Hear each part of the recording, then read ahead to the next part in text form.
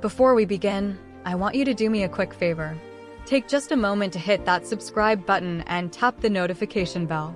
Like this video and drop a comment with your country. We love seeing how far these stories reach.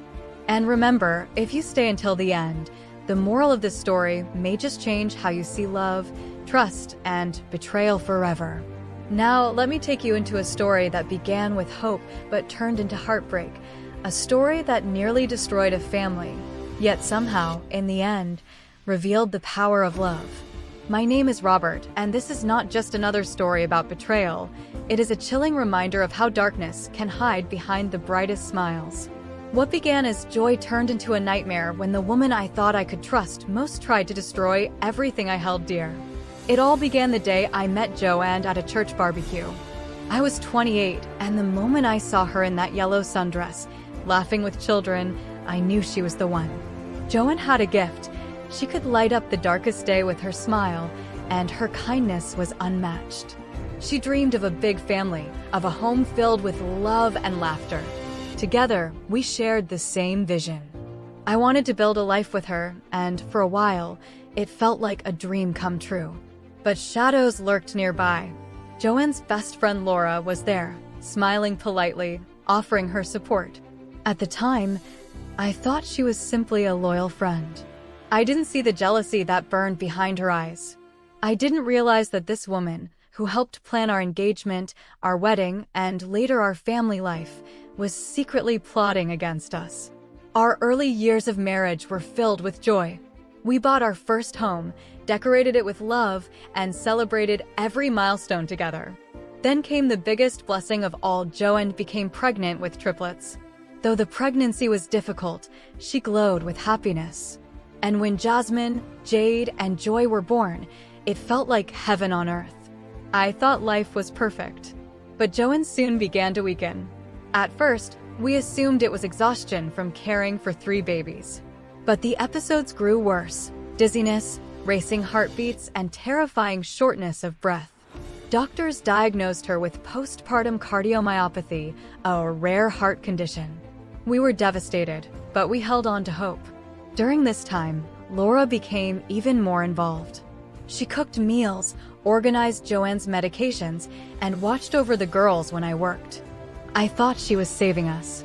I didn't realize she was poisoning my wife slowly, hiding behind the mask of a friend. 3 years after the birth of our daughters, Joanne passed away. I held her in my arms as she took her last breath, and my world shattered. My daughters were only toddlers. They didn't understand why their mommy was gone, but they clung to me, and I promised them I would protect them always. In my grief, Laura stayed. She helped with the girls, supported me, and little by little, convinced me that maybe she could step into Joanne's place. At first, I resisted. But loneliness is powerful, and after years of her presence, I gave in. I married her, believing she loved my daughters as much as I did. But I was wrong. Almost immediately after our wedding, Laura changed. She was no longer patient and nurturing. She became strict, cold, and controlling. My daughters grew fearful. And though I worked long hours away from home, I began to sense that something was terribly wrong. Then came the day that changed everything. I returned home early, excited to surprise Laura. Instead, I found my 3 daughters shivering outside in the rain, abandoned while Laura entertained another man inside our home. That moment shattered the last illusion I had about her. My girls confessed that this had happened many times. They told me Laura threatened them not to speak. And when I confronted her, she showed no remorse. She had betrayed us in every way. I filed for divorce immediately, determined to protect my daughters. But the truth was darker than I ever imagined. My daughters began having vivid dreams of their mother, dreams where Laura poisoned her food, dreams where she tampered with her medicine.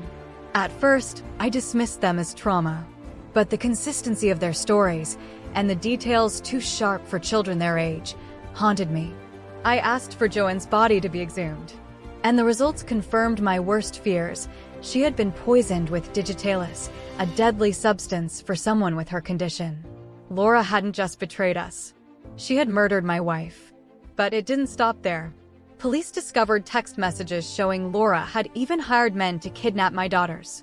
Her goal was to eliminate them completely, so she could inherit everything and build her perfect life. Her plan failed only because I came home early that night. Otherwise, my daughters might not be here today. Laura was arrested, tried, and sentenced to life in prison without parole. Justice was served, but the scars she left remain.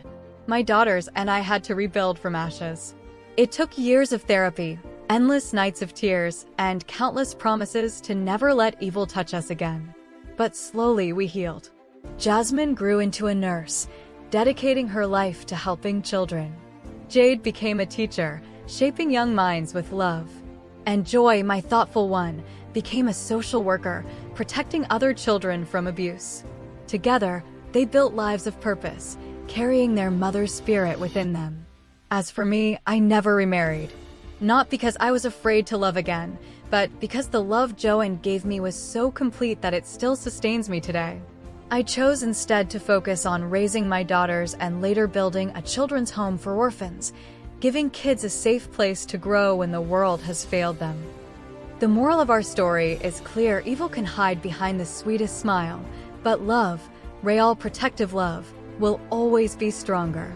My daughters are proof that no matter what we endure, love wins in the end. So let me ask you, what would you have done in my shoes? Could you forgive betrayal this deep, or would you have seen the signs sooner? Share your thoughts in the comments below, I'll be reading them. And before you leave, don't forget to hit subscribe for more powerful stories, like this one, where love and justice overcome betrayal. Because here, we believe in stories that matter.